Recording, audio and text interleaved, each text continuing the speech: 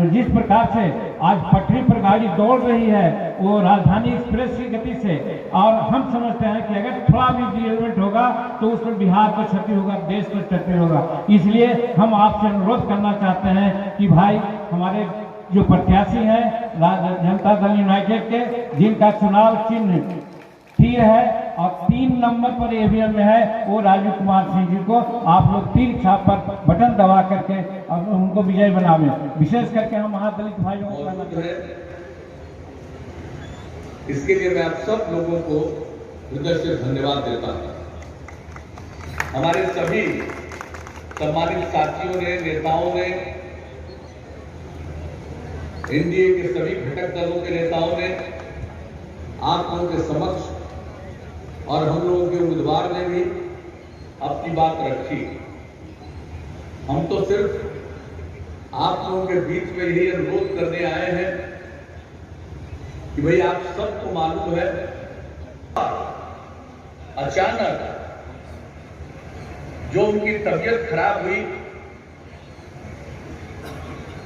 Corona की स्थिति आ गई, शुरू में पता नहीं चल रहा था और उनकी स्थिति खराब हो गई थी।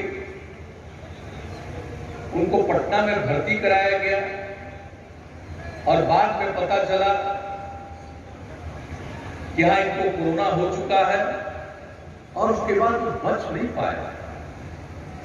कितना दुख हुआ, आश्चर्य हुआ। अब वो चले गए। अब उनके जाने के बाद, और देखिए हमारे सभी नेताओं ने बहुत सारी बातों की चर्चा कर दी है।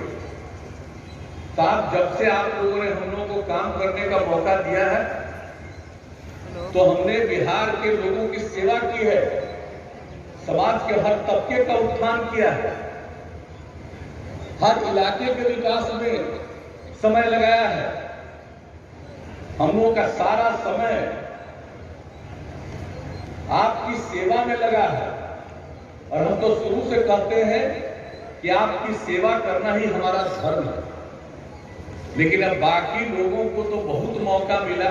सबसे ज्यादा व्यवसायियों को और व्यापारियों को भागना पड़ा था, कितने डॉक्टरों को भागना पड़ा था, क्या स्थिति थी। और सब लोग तो कह ही रहे थे कि शाम होते होते कोई आदमी बाहर निकलने की हिम्मत नहीं करता था। तो ये माहौल था। और उसके बाद जब आप लोगों ने मौका दिया तो हम लोगों ने तो सभी इलाके में क्या नहीं शुरू किया साहब, हर तरह से।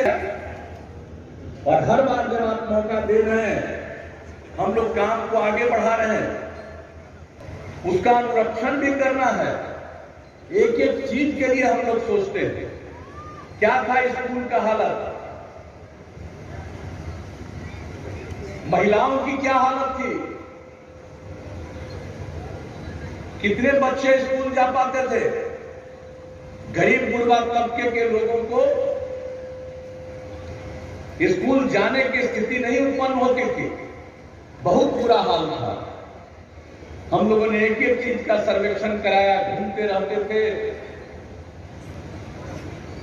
सांसद थे, कहां नहीं घूमते रहते थे और जो स्थिति देखते थे एक एक आदमी को मालूम होता था। अब आजकल पुरानी बातों को लोगों को भुला करके तरह तरह की बात लोगों के बीच में दिया जा रहा है।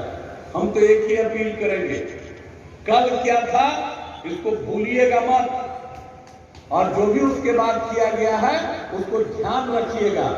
और एक के बाद कहीं कोई कमी रहती है उस काम को पूरा करने के लिए हम लोग प्रयास करते हैं।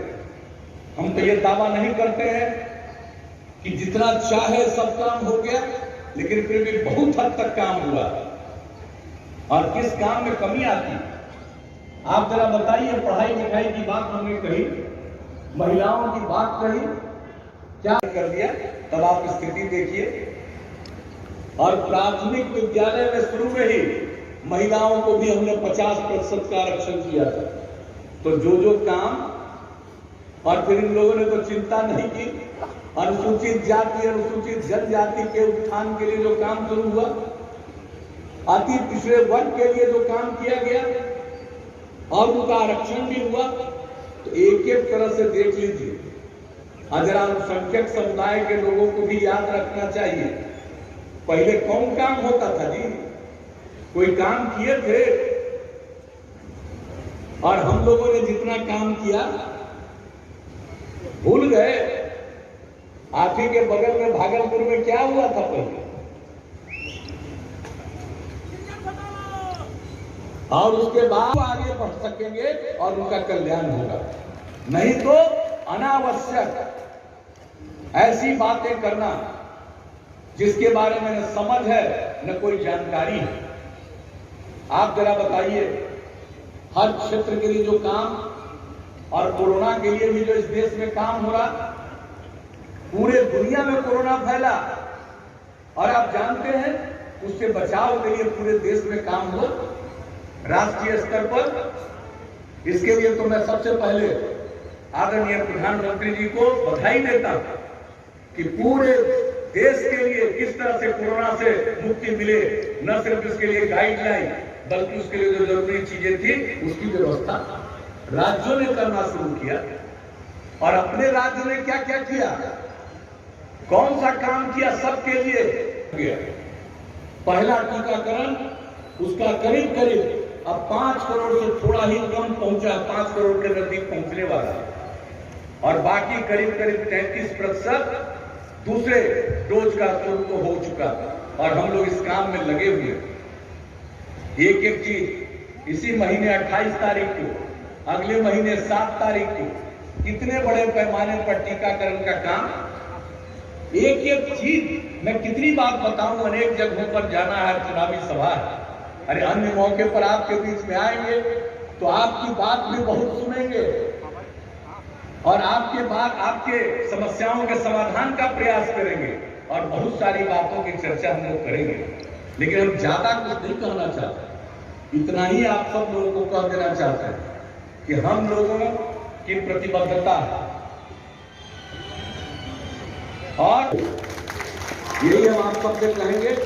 और आपको संग्रामपुर में आज आने का मौका मिला तो आप जरा बताइए, संग्रामपुर प्रखंड में भवन बनाया गया है।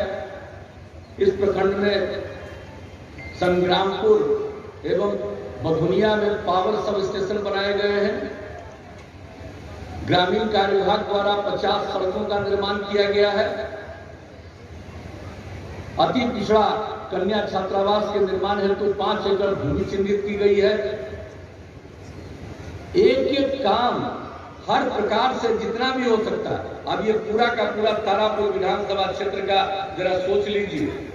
हम लोगों ने तो तय कर दिया कि हम लोग जो हमने देखा था पानी में फ्लोराइड होने के कारण कितना ज्यादा लोगों को तकलीफ होती थी और बच्चों को भी देखा कि कैसे पानी पी रहा है, कितने लोग बीमार लोग थे। उसके बाद जो ये काम करना शुरू किया तो हर प्रकार से हर घर जो नल का जल पहुंचा रहे हैं और हर जगह चाहे जहां कहीं भी कोई भी इस तरह का चीज हो, हर प्रकार से आज 125 वार्ड में हर घर नल का जल उपलब्ध हो चुका है। सिर्फ 4 वार्ड में काम चल रहा है तेजी से और बहुत जल्दी वो काम भी पूरा हो जाएगा। और इसी तरह से हर घर पक्की गली और नाली, इसके लिए आपके पूरे जो भी जितने 729 वार्ड है सब पे काम। और 7 में से 2 में जो तय कर दिया है, हम लोगों ने ऐलान कर दिया है, उस पर काम करना प्रारंभ किया है। अब कहा है कि हर खेत तक सिंचाई का पानी पहुंचाएंगे। अब ये हम लोगों का नया है और एक एक तरह से जो काम किया जा रहा है, कौन सा काम